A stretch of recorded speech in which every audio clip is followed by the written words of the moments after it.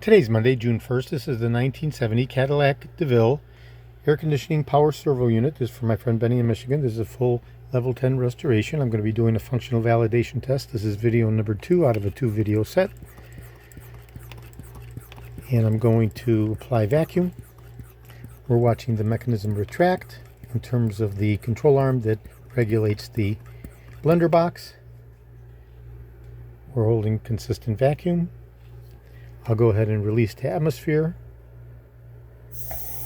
and the mechanism relaxes. So this is the 1970 Cadillac DeVille fully restored air conditioning power servo unit. This is from my friend Benny. This is El Dorado, Georgia, and Florida. I have over 375,000 original vintage parts from 1959 through 1976, all the way through 78 for the El Dorados. I'm best known for my restoration of the Cadillac steering wheels, the tilt and telescopic steering columns, the power seat mechanisms, the instrument clusters, and other critical hard-to-source original vintage Cadillac items. Today is Monday, June 1st. This is El Dorado, Georgia, and Florida. Thank you very kindly.